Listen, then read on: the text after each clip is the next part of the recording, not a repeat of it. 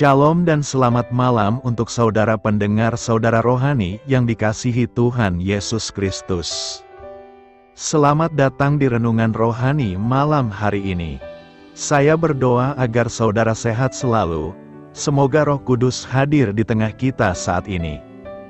Jika saudara ada yang sedang sakit, marilah kita sama-sama berdoa untuk kesembuhan saudara dan pemulihan keadaan saudara. Kita harus berharap dan tidak berhenti berpengharapan kepada Tuhan. Sebelum kita mulai renungan malam ini, marilah kita bersama-sama berdoa. Bapa kami yang di surga, Bapa di dalam nama Tuhan Yesus Kristus. Kami sungguh mengucap syukur, ya Tuhan, oleh karena Engkau sangat baik buat kami. Engkau ada bersama kami dan menopang hidup kami di siang hari dan di malam hari. Engkau ada bersama-sama dan menyertai kami. Tuhan, kami memuji dan bersyukur kepadamu pada malam hari ini kami masih bisa berkumpul di rumah kami yang kecil ini. Tuhan, saat ini kami hendak mendengarkan firman-Mu. Berilah pengetahuan dan bimbinglah hamba-Mu ini, agar apa yang Engkau firmankan dapat bekerja sesuai kehendak-Mu, buat kami jemaat-Mu. Bukalah hati dan pikiran kami untuk mendengar dan menerima firman-Mu. Kiranya firman-Mu ini dapat menjadi berkat bagi kami. Berbicaralah, Tuhan, kami sudah siap menerima firman-Mu. Di dalam nama Tuhan Yesus Kristus kami berdoa dan mengucap syukur. Amin.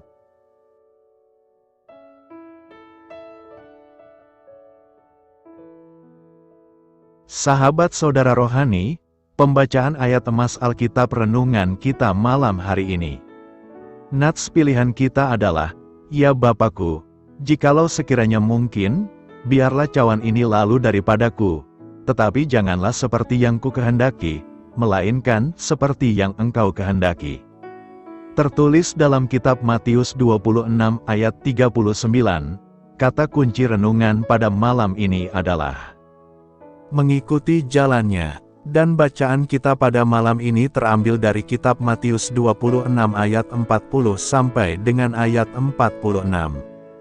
Setelah itu ia kembali kepada murid-muridnya itu dan mendapati mereka sedang tidur. Dan ia berkata kepada Petrus, "Tidakkah kamu sanggup berjaga-jaga 1 jam dengan aku? Berjaga-jagalah dan berdoalah, supaya kamu jangan jatuh ke dalam pencobaan. Roh memang penurut, tetapi daging lemah." Lalu ia pergi untuk kedua kalinya dan berdoa. Katanya, "Ya Bapakku, jikalau cawan ini tidak mungkin lalu, kecuali apabila aku meminumnya, jadilah kehendak-Mu."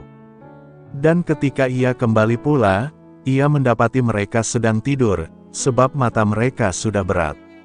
Ia membiarkan mereka di situ lalu pergi dan berdoa untuk ketiga kalinya dan mengucapkan doa yang itu juga. Sesudah itu ia datang kepada murid-muridnya dan berkata kepada mereka, "Tidurlah sekarang dan istirahatlah. Lihat, saatnya sudah tiba, bahwa Anak Manusia diserahkan ke tangan orang-orang berdosa. Bangunlah, marilah kita pergi.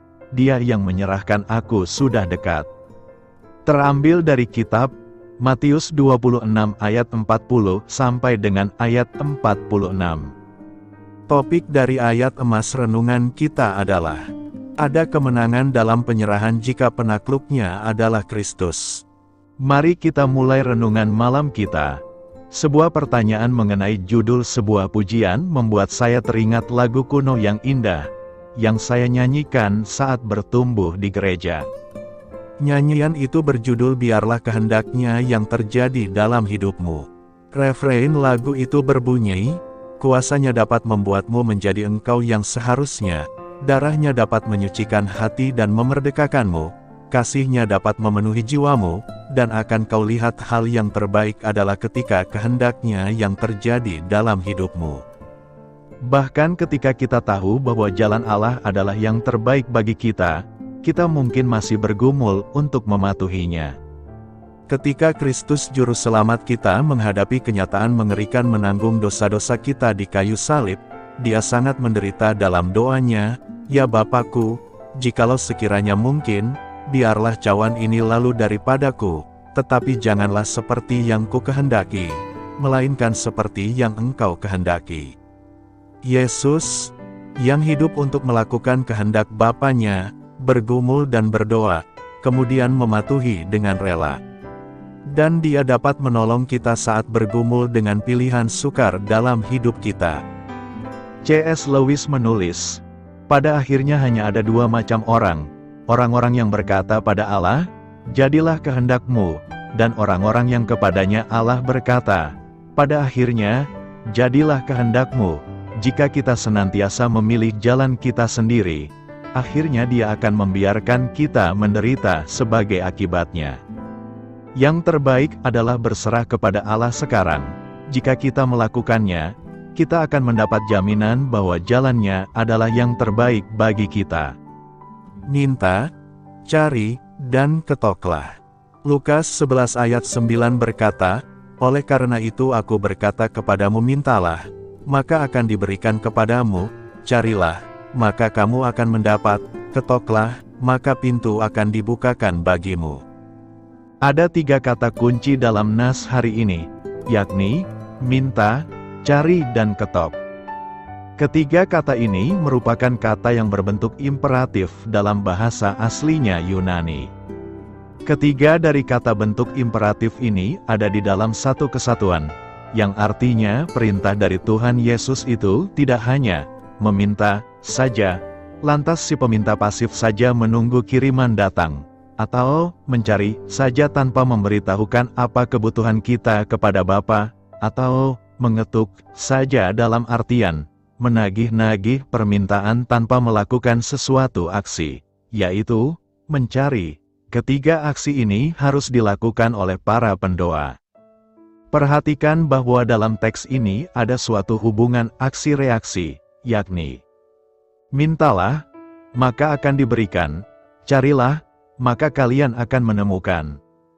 Ketuklah, maka akan dibukakan. Pertanyaan kita sekarang adalah apakah makna dari ketiga kata ini dalam kehidupan kita sehari-hari? Pertama, mintalah, maka akan diberikan. Yang dimaksudkan dengan mintalah maka akan diberi, itu adalah Tuhan akan memberikan apa saja yang kita minta asalkan yang diminta itu sesuai dengan kehendak Tuhan. Kuncinya di sini adalah apa yang kita lakukan itu sudah sesuai dengan kehendak Tuhan apa tidak. Di dalam berdoa meminta sesuatu, kita harus selalu berkata kepada Tuhan apakah yang kita minta ini sesuai dengan kehendak-Nya atau tidak. Seperti doa Tuhan Yesus sebelum Dia disalibkan di dalam Matius 26 ayat 39, maka Ia maju sedikit, lalu sujud dan berdoa, katanya, ya Bapakku, jikalau sekiranya mungkin, biarlah cawan ini lalu daripadaku, tetapi janganlah seperti yang kukehendaki, melainkan seperti yang Engkau kehendaki.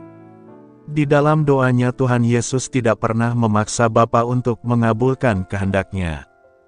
Kedua, carilah, maka kalian akan menemukan. Terus mencari, menunjukkan tindakan permohonan yang sungguh-sungguh disertai dengan ketaatan pada kehendak Allah. Tetapi carilah dahulu kerajaan Allah dan kebenarannya, maka semuanya itu akan ditambahkan kepadamu. Nas firman Tuhan mengatakan bahwa carilah dulu kerajaan Allah. Kebanyakan dari kita terbalik, tidak mencari kerajaan Allah tetapi mencari yang ditambahkan Allah itu. Arti kata, semuanya, adalah semua kebutuhan duniawi. Tetapi sekali lagi, yang paling utama cari dulu kerajaan Allah. Ketiga, ketuklah, maka akan dibukakan. Terus mengetok, menunjukkan adanya ketekunan yang terus-menerus dalam menghampiri Allah sekalipun Ia tidak menjawab dengan segera. Kita perhatikan tentang pintu yang akan dibukakan. Apa yang dimaksud dengan pintu itu? Pintu ini ialah pintu surga, sebab Yakub pernah mengatakan, alangkah dahsyatnya tempat ini. Ini tidak lain dari rumah Allah, ini pintu gerbang sorga. Di tempat ini manusia debu akan diproses menjadi manusia sorgawi. Begitu dahsyatnya pintu tersebut, siapa itu pintu sebenarnya? Yesus berkata, akulah pintu, barang siapa masuk melalui aku, ia akan selamat dan ia akan masuk dan keluar dan menemukan padang rumput. Pintu adalah Yesus. Dalam tabernakel pintu yang pertama disebut pintu gerbang yang artinya percaya, beriman. Dan pintu merupakan suatu tempat peralihan dari kerajaan dunia masuk ke dalam kerajaan surga. Jangan menjadi Kristen tetapi di luar pintu, artinya mendengar firman tetapi tidak mau mengetok pintu, tidak mau beralih ke kerajaan surga, tidak percaya firman Tuhan, sehingga dari tahun ke tahun kehidupan tersebut tidak ada perubahan dalam hidupnya. Tetapi sebaliknya bila kita mau mengetok pintu, yang artinya kita percaya, beriman dan berseru kepada nama Yesus maka Bapa menganggap itu adalah baik maka pintu akan dibukakan sehingga kita dapat keluar masuk menemukan padang rumput, kita masuk sebagai warga kerajaan surga. Karena itu, janganlah berhenti dalam melakukan ketiga hal ini meminta, mencari, dan mengetok, sebab Tuhan akan berkenan memberikan kita kesempatan untuk menerima, menemukan, dan terbuka jalan bagi kita. Hatiku sangat sedih. Matius 26 ayat 38 berkata, lalu katanya kepada mereka, hatiku sangat sedih, seperti mau mati rasanya. Tinggallah di sini dan berjaga-jagalah dengan aku. Setiap manusia pasti pernah merasakan kesedihan. Bukanlah manusia normal jika seseorang itu tidak pernah mengalami yang namanya kesedihan. Karena setiap manusia yang hidup di dunia ini pasti pernah dan akan mengalami suatu keadaan yang bisa membuat hatinya merasa sedih. Seorang cewek akan merasa sedih apabila ditinggal pergi oleh kekasih hati. Begitu juga seorang cowok akan merasa sedih apabila dikhianati oleh kekasih tersayang. Seorang anak akan merasa sedih apabila orang tua meninggalkannya, dan masih banyak hal lain yang bisa membuat hati kita merasa sedih. Hatiku sangat sedih, seperti mau mati rasanya, itulah yang dikatakan oleh Tuhan Yesus kepada para murid-Nya ketika mereka berada di dalam Taman Getsemani. Secara manusia, Tuhan Yesus gentar menghadapi kematian yang sangat mengerikan itu. Bayangkan perasaan orang jika ia tahu bagaimana ia akan mati. Tuhan Yesus tahu dengan jelas bahwa sebentar lagi dia akan dianiaya, dicaci maki, disesah, dihina, diolok-olok, memikul salib, dan akhirnya disalibkan dengan paku-paku yang menancap di tangan dan kakinya, juga mahkota duri yang dikenakan di kepalanya. Semua itu diketahuinya. Maka dari itu, Tuhan Yesus dengan terbuka berkata kepada murid-murid yang dikasihinya, hatiku sangat sedih. Kita semua tahu bagaimana rasanya memendam kesedihan di hati.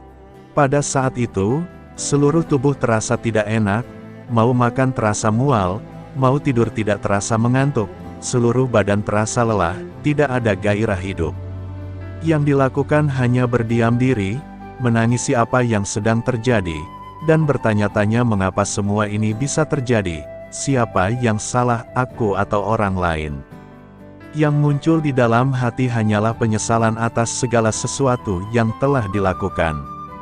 Itulah kira-kira pengalaman orang yang hatinya sedang sedih. Bagaimana dengan Tuhan Yesus ketika dia berkata, hatiku sangat sedih. Apakah yang membuatnya sedih?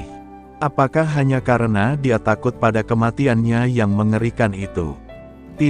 Apakah dia kecewa karena murid-muridnya nanti akan meninggalkannya? Jelas bukan itu yang menyebabkan Tuhan Yesus bersedih. Jika dia takut pada penderitaan yang akhirnya membawanya pada maut, mengapa dia datang ke dunia? Jadi, jelas bahwa kesedihan Tuhan Yesus bukan terletak pada penderitaan dan kematiannya. Juga bukan pada tingkah murid-muridnya. Lalu, apa yang membuat Tuhan Yesus sangat sedih? Pertama, Tuhan Yesus sedih karena tahu bahwa upah dosa sangat mengerikan, yakni maut. Dia melihat sendiri bagaimana manusia jatuh ke dalam dosa dan terkena murka Allah. Dan maut adalah kebinasaan yang kekal. Apa yang dilakukan manusia pada saat diperhamba oleh dosa? Ia sudah tidak mampu lagi mengenal kebenaran karena hidupnya sudah dibutakan oleh dosa. Kedua, Karena Tuhan Yesus adalah kebenaran. Dia datang untuk menyelamatkan manusia yang akan binasa, tetapi manusia sama sekali tidak mau mengenalnya. Justru sebaliknya, manusia menolak dan membunuhnya di atas kayu salib. Padahal segala mukjizat telah dinyatakannya, kasih kepada sesama telah diwujudkannya, perhatian dan pelawatan senantiasa dilakukannya, pengajaran-pengajaran terus diberikannya, penyembuhan, pengusiran setan, dan sebagainya telah dilakukannya. Masih kurangkah semua itu? Itulah yang membuatnya sedih. Pada saat ini kita diajak untuk mengenal kasih Tuhan Yesus yang luar biasa. Dia ingin mengubah hidup kita yang binasa, menjadi anak-anak Tuhan yang diselamatkan. Dia rindu mengubah kita menjadi orang-orang yang menang dalam kebenarannya. Karena itu, kesedihan Yesus itu merupakan tanggung jawab yang besar untuk membebaskan kita dari kematian kekal agar kita beroleh hidup yang kekal. Apa tujuan berdoa? Doa merupakan bagian penting dari kehidupan Kristen. Doa merupakan cara kita berkomunikasi dengan Tuhan dan memujinya. Untuk memahami tujuan doa, penting untuk terlebih dahulu memahami apa yang bukan doa. Ada banyak pandangan yang salah di dunia dan budaya tentang doa, bahkan di antara orang Kristen, dan ini harus ditangani terlebih dahulu. Doa bukanlah tawar-menawar dengan Tuhan, membuat tuntutan kepada Tuhan. Hanya meminta sesuatu kepada Tuhan, latihan terapi, seperti meditasi. Mengganggu Tuhan dan menghabiskan waktunya, cara untuk mengendalikan Tuhan. Cara untuk memamerkan spiritualitas seseorang di hadapan orang lain. Banyak orang percaya bahwa doa hanyalah tentang meminta sesuatu kepada Tuhan. Meskipun permohonan merupakan bagian dari doa, itu bukanlah satu-satunya tujuan doa. Berdoa untuk kebutuhan diri kita sendiri dan orang lain memang dibutuhkan dan bermanfaat, tetapi ada jauh lebih banyak lagi tentang doa. Althusser memperingatkan, doa di antara orang Kristen evangelis selalu dalam bahaya merosot menjadi demam emas yang dimuliakan. Tetapi Tuhan bukanlah jin ajaib yang menjawab setiap keinginan kita, juga bukan Tuhan yang lemah yang dapat dikendalikan oleh doa-doa kita. Cara terbaik untuk mempelajari tentang tujuan doa adalah dengan mempelajari teladan Yesus selama pelayanannya di bumi. Yesus berdoa untuk dirinya sendiri dan untuk orang lain, dan dia berdoa untuk berkomunikasi dengan Bapa. Yohanes 17 adalah tempat yang bagus untuk melihat penggunaan doa oleh Yesus. Dia tidak hanya berdoa agar Bapa dimuliakan, tetapi juga berdoa untuk murid-muridnya dan untuk mereka yang percaya kepadaku melalui pemberitaan mereka. Menyerahkan diri kepada kehendak Bapa adalah aspek lain dari kehidupan doa Yesus, yang disorot dalam doanya di Taman Getsemani. Tetapi janganlah seperti yang aku kehendaki, melainkan seperti yang engkau kehendaki. Dengan permintaan apapun yang kita miliki, kita harus tunduk kepada kehendak Tuhan. Selain menjadi perantara bagi orang lain, doa juga merupakan cara untuk memperkuat hubungan kita dengan Tuhan.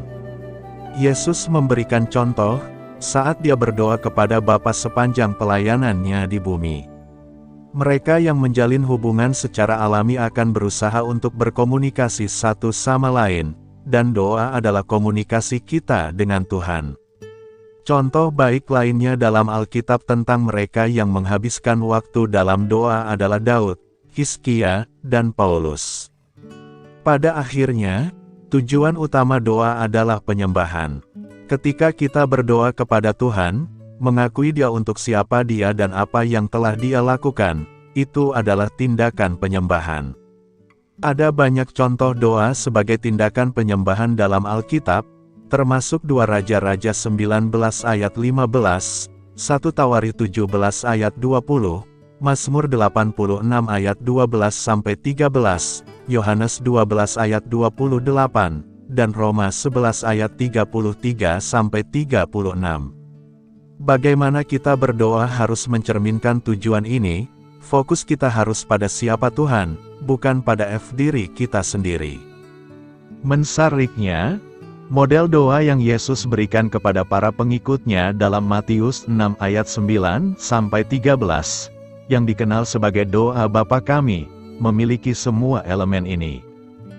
Bagian pertama termasuk pujian dan penyembahan kepada Tuhan, dan kemudian bagian kedua beralih ke berdoa agar kehendak Tuhan terjadi. Setelah ini, ada permohonan untuk diri kita sendiri dan orang lain, serta meminta kekuatan untuk menghadapi godaan. Yesus mencontohkan doa ini untuk para murid-Nya, dan itu menunjukkan semua alasan untuk berdoa dengan fokus utama penyembahan. Doa adalah bagian penting dari kehidupan Kristen, dan kehidupan doa seseorang harus dikembangkan. Doa tidak hanya memengaruhi kehidupan kita dan kehidupan orang lain, tetapi juga merupakan cara untuk berkomunikasi dengan Tuhan dan tumbuh dalam hubungan kita dengannya. Inti dari doa adalah tindakan penyembahan kepada Tuhan.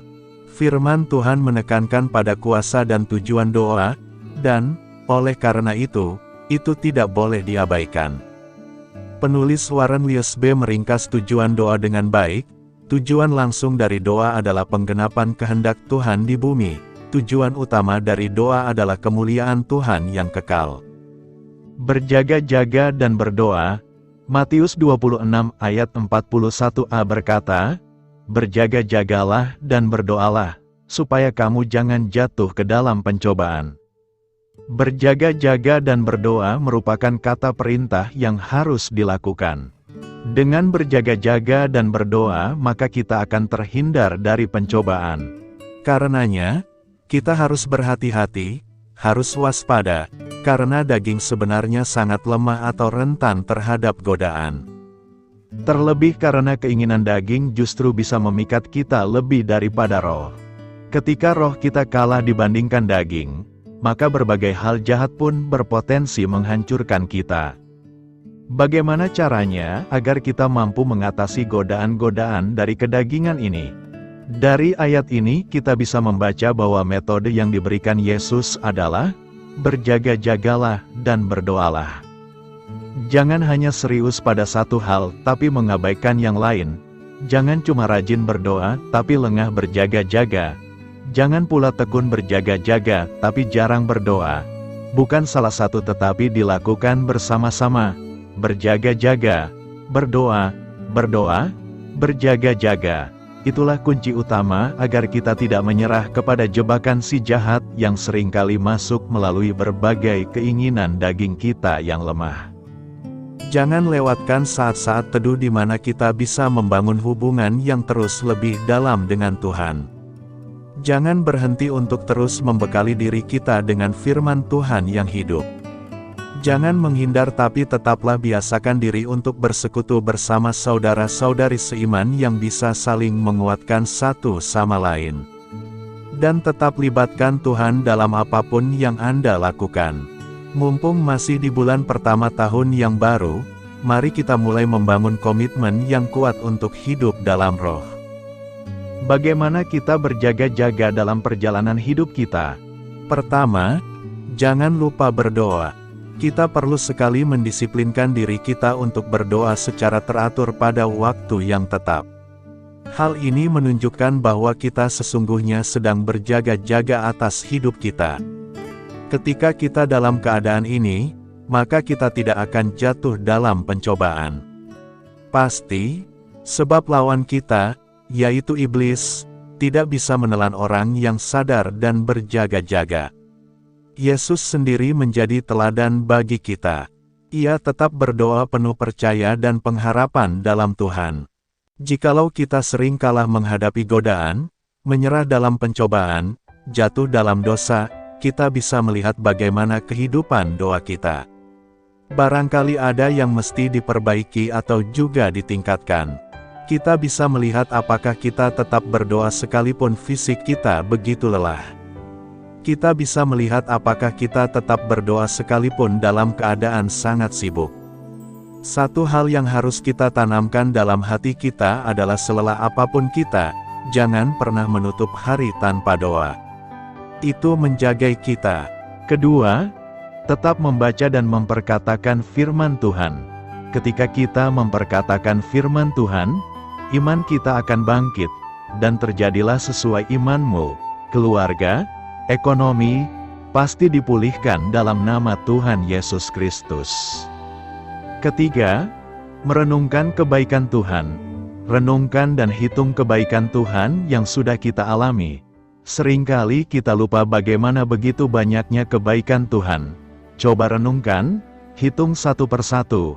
Kalau kita hari ini ada, keluarga kita ada, kesehatan, ekonomi, bukankah itu semua anugerah dari Tuhan? Mari kita minta ampun pada Tuhan kalau kita suka lupa akan kebaikan Tuhan.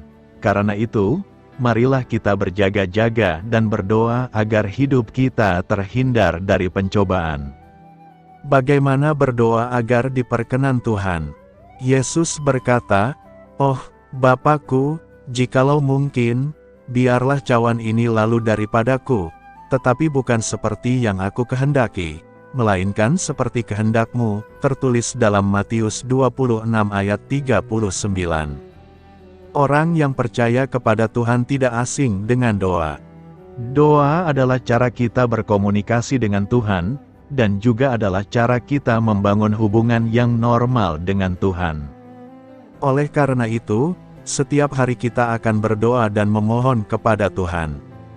Tetapi saya tidak tahu apakah Anda memiliki kebingungan seperti itu. Anda sering berdoa tetapi tidak merasakan tanggapan Tuhan. Apa alasan sebenarnya untuk ini? Bagaimana kita berdoa agar sesuai dengan kehendak Tuhan dan didengar oleh Tuhan? Jika Anda ingin tahu, konten berikut akan membantu Anda, silakan baca. Tuhan Yesus berkata, "Oh, Bapakku, jikalau mungkin, biarlah cawan ini lalu daripadaku. Tetapi bukan seperti yang aku kehendaki, melainkan seperti kehendak-Mu." Inilah doa Tuhan Yesus di Taman Getsemani sebelum penyaliban. Tuhan Yesus berpikir bahwa Dia akan menanggung penderitaan yang luar biasa ketika Dia disalibkan dan menumpahkan darah sampai mati, dan hatinya sedih.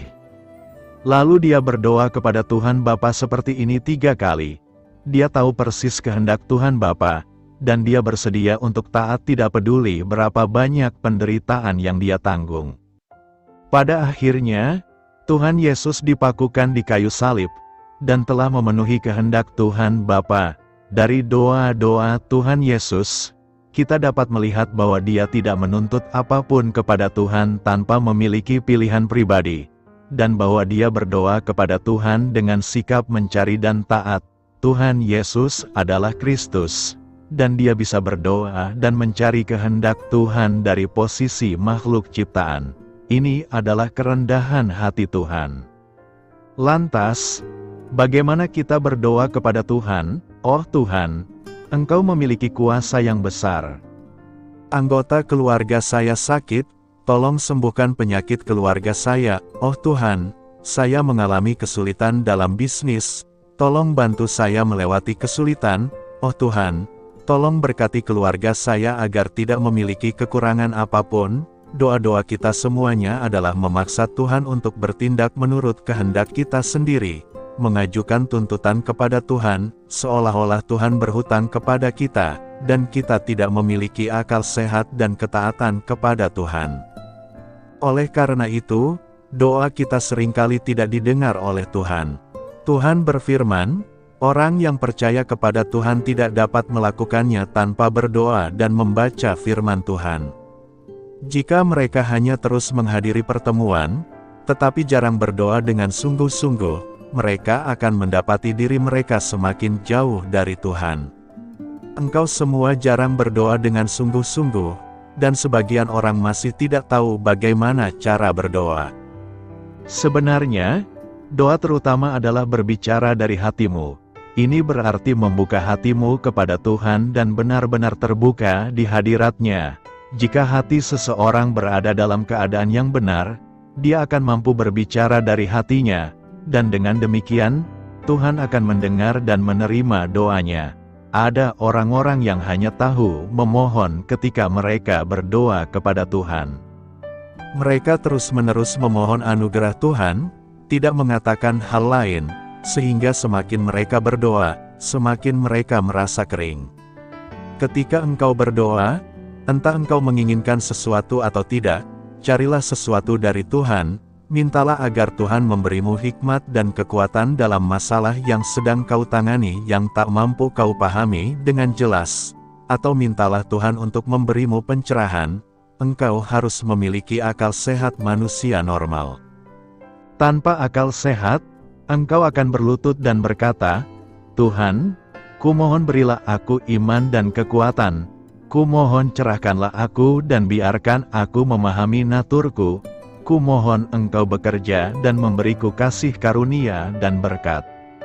Ada nada memaksa dalam permohonan ini adalah cara untuk menekan Tuhan, dengan mengatakan kepadanya bahwa masalah ini harus diselesaikan, seolah-olah itu sudah ditentukan sebelumnya.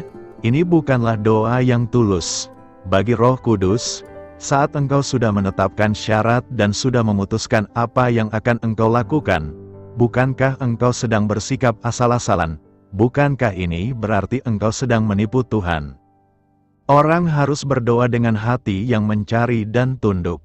Ketika sesuatu telah menimpamu, misalnya, dan engkau tidak yakin bagaimana menanganinya, engkau mungkin berkata, Tuhan, aku tidak tahu harus berbuat apa tentang hal ini. Aku ingin memuaskan-Mu dalam masalah ini dan mencari kehendak-Mu. Aku ingin melakukan sesuai yang Engkau kehendaki, bukan sesuai kehendakku. Engkau tahu bahwa kehendak manusia sepenuhnya bertentangan dengan maksud-maksud-Mu, sepenuhnya menentang-Mu dan tidak sesuai dengan kebenaran. Kumohon agar Engkau mencerahkanku, memberiku bimbingan dalam hal ini, dan biarlah aku tidak menyinggungmu. Itulah nada yang tepat dalam berdoa. Jika engkau berkata, Tuhan, kumohon agar engkau membantuku, membimbingku, mempersiapkan lingkungan yang tepat dan orang yang tepat, dan biarlah aku melakukan pekerjaanku dengan baik, maka, setelah berdoa, engkau akan tetap tak mampu memahami maksud-maksud Tuhan, karena engkau meminta Tuhan untuk bertindak sesuai kehendak-Mu.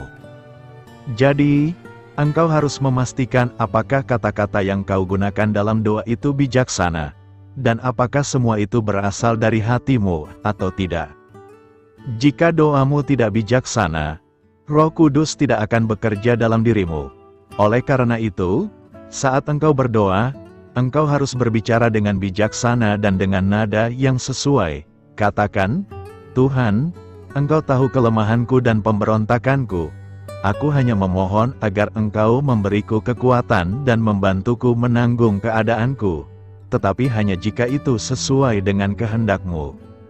Aku tidak tahu apa kehendak-Mu, tetapi yang kuinginkan adalah agar kehendak-Mu yang jadi.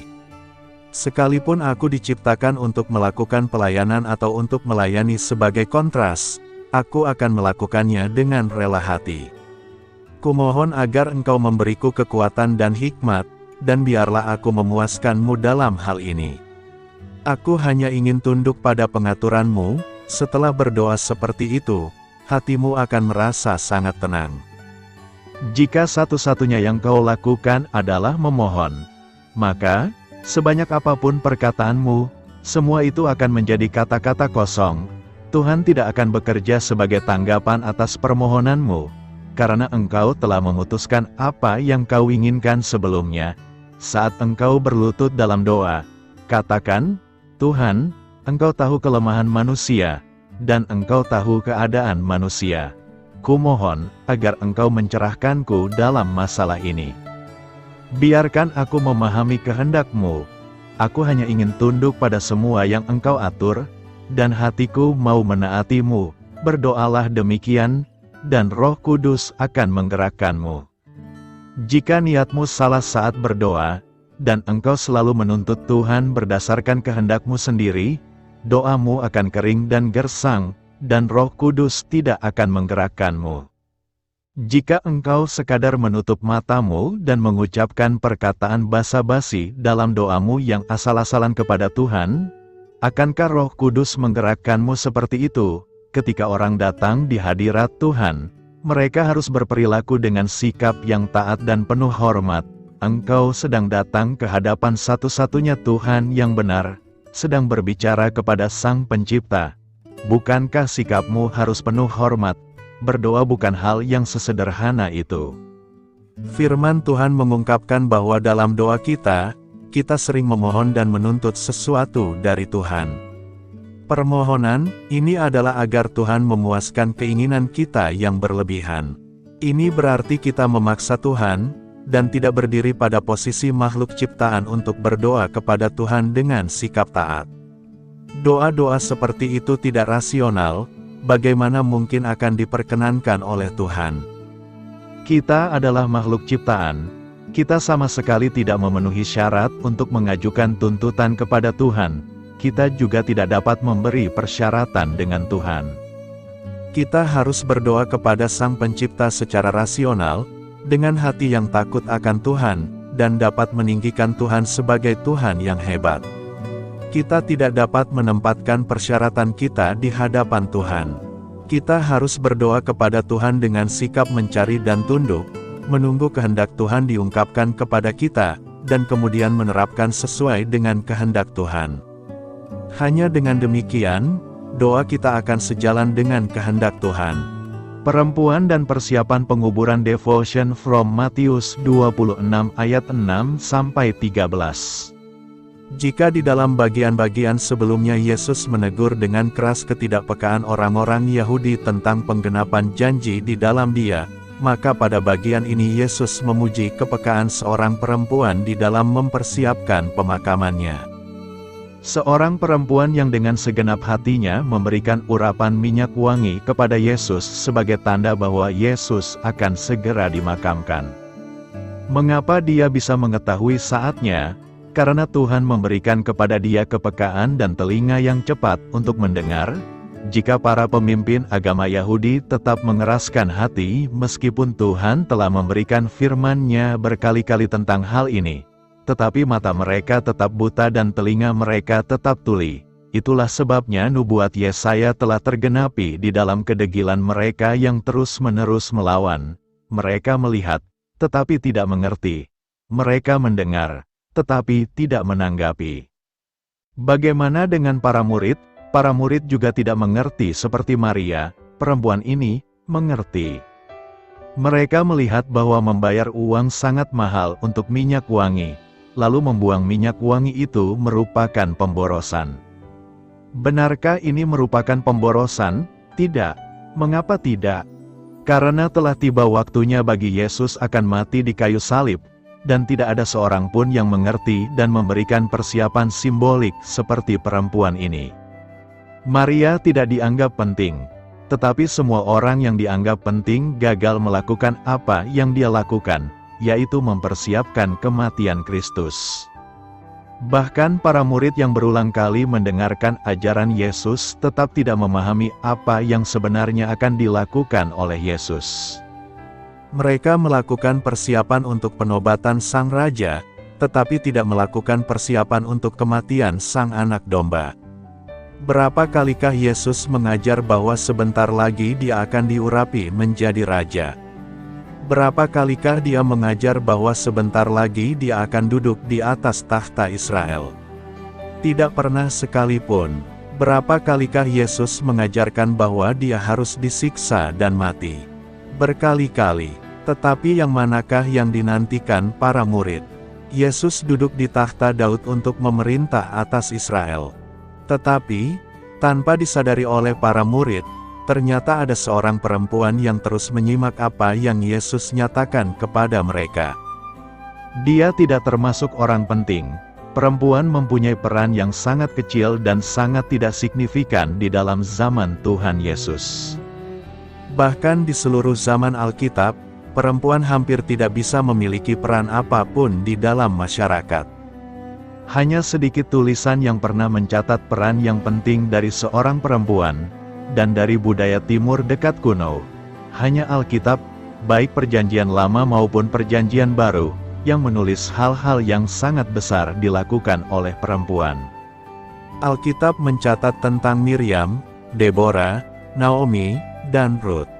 Di dalam Perjanjian Baru pun Alkitab mencatat nama-nama yang tidak penting, tetapi menjadi terus dikenang oleh gereja Tuhan hingga hari ini.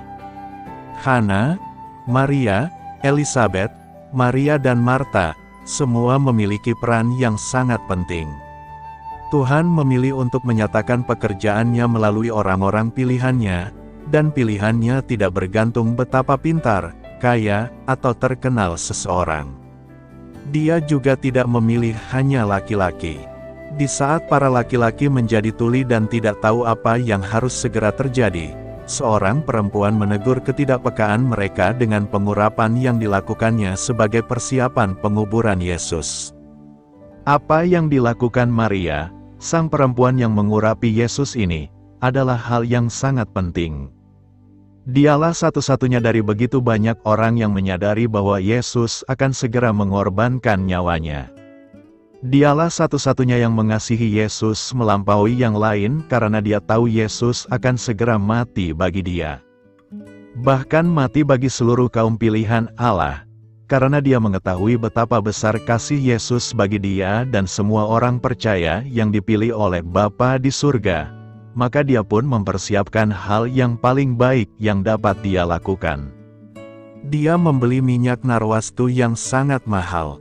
Maria tidak mungkin membeli minyak ini jika dia tidak menabung terlebih dahulu, sebab minyak ini sekitar 300 dinar harganya. Ini berarti Maria telah mengetahui makna firman Kristus yang menyatakan bahwa dirinya akan dibunuh di Yerusalem. Dia telah tahu jauh sebelum peristiwa pengurapan ini. Betapa peka Maria memahami firman Tuhan. Betapa jauh berbedanya kita yang terus degil dan keras hati di dalam mendengar firman Tuhan. Pengertian Maria begitu tepat. Dia tahu bahwa kematian Yesus adalah kematian karena dibunuh oleh para imam-imam kepala dan pemimpin-pemimpin agama Yahudi. Dengan demikian tentu dia tidak memiliki kesempatan untuk memberikan penghargaannya kepada tubuh Yesus jika Yesus telah mati nanti. Karena prosesi pemakaman orang-orang hukuman yang disalib akan berlangsung sangat cepat dan tidak memungkinkan untuk memberikan kepada Yesus upacara kedukaan yang pantas, maka Maria mempersiapkan prosesi itu pada waktu makan bersama ini. Berarti Maria bukan hanya tahu bahwa Yesus akan mati, tetapi dia juga tahu bahwa Yesus akan mati di tangan bangsa-bangsa lain oleh karena kebencian dari bangsanya sendiri. Dia tahu dan dia mempersiapkan penguburan yang pantas bagi Yesus. Tanpa bicara, tanpa membanggakan diri, Maria segera bertindak, menyiapkan uang selama berbulan-bulan, lalu membeli minyak yang sangat mahal itu, dan dicurahkan kepada Yesus.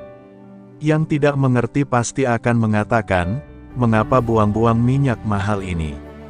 Tetapi setelah mereka tahu makna simbolik yang dilakukan Maria, barulah mereka tahu bahwa waktu yang dipilih Maria, dan cara yang dilakukannya memang tidak bisa lebih baik lagi. Waktunya tepat, dan tindakannya tepat. Biarlah kita mempelajari kepekaan seperti ini. Bagaimana caranya? Hal pertama adalah kerinduan untuk mengerjakan sesuatu untuk Tuhan. Kerinduan yang dimaksud bukan sekadar ingin sekali-sekali melayani, tetapi kerinduan untuk seumur hidup dikuasai oleh tujuan hanya mau menyenangkan hati Tuhan. Entah bekerja, entah studi, atau entah kita berada di keluarga, di tengah-tengah masyarakat, ataupun di dalam gereja, kita didorong oleh keinginan mau menyenangkan hati Tuhan. Dari sinilah Tuhan akan membukakan kepada kita kehendak-Nya. Tuhan akan memberikan hati yang peka terhadap firman-Nya. Tuhan akan menyatakan dirinya dan memberikan pengertian kepada mereka yang mau menjalankan kehendak Allah. Siapa yang takut akan Dia? Siapa yang rindu menyenangkan hatinya? Siapa yang rindu menjalankan kehendak-Nya?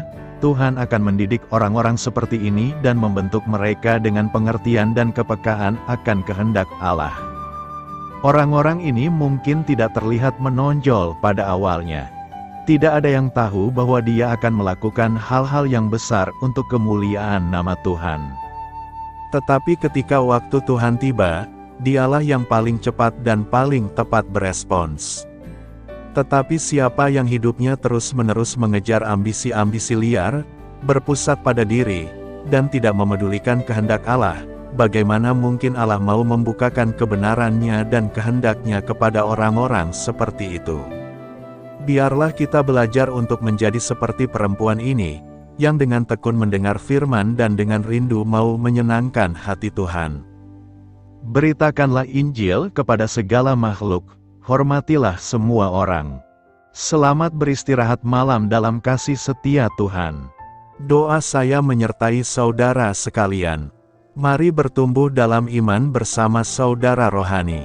Saya memberkati Anda agar sewaktu Anda mencarinya dari Dia, Bapa Surgawi Anda akan memberikan bagi Anda roti harian Anda, dalam nama Yesus Kristus. Tuhan yang berkuasa atas alam semesta dan menuntun kita kepada iman yang menyelamatkan. Tuhan Yesus menyertai senantiasa. Terima kasih sudah berkenan mendengarkan renungan malam saudara rohani. Tuhan memberkati. Amin.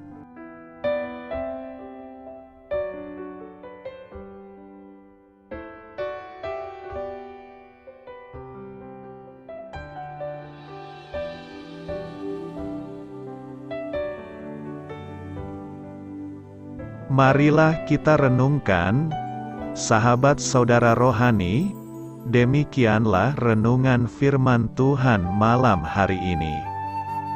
Semoga menjadi berkat di dalam hidup kita dan menjadikan kita pribadi yang lebih baik.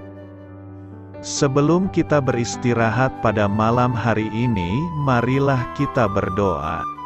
Bapa kami yang di surga, Bapa di dalam nama Tuhan Yesus Kristus, kami sungguh mengucap syukur, ya Tuhan, oleh karena Engkau sangat baik buat kami.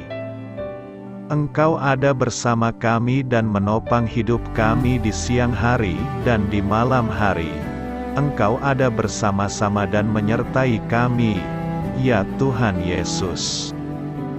Kami mengucap syukur untuk firman-Mu, ya Tuhan, yang memberikan kami kekuatan dan menyadarkan kami bahwa kami tidak perlu takut dengan gelap dan malam. Sebab Tuhan, Engkau ada bersama kami. Engkau melindungi kami dan menjadi perisai bagi kami hamba-Mu berdoa saat ini. Tuhan, untuk setiap pendengar renungan ini yang mengalami ketakutan, kecemasan, kegelisahan, pada situasi gelap dan malam hari di dalam nama Tuhan Yesus Kristus. Kuasa Tuhan melepaskan mereka dari segala ikatan roh-roh ketakutan yang mengikat mereka saat ini. Tuhan melepaskan setiap anak-anak-Mu dari segala rasa takut dan kecemasan. Di dalam nama Tuhan Yesus segala kuasa-kuasa roh jahat, kuasa setan iblis yang mengganggu anak-anak-Mu, ya Tuhan, tolong hancurkan dan halaukan dengan kuasa-Mu. Dalam nama Tuhan Yesus Kristus, berkati setiap kami anak-anak-Mu, ya Tuhan, dan lindungilah kami aman di dalam Engkau.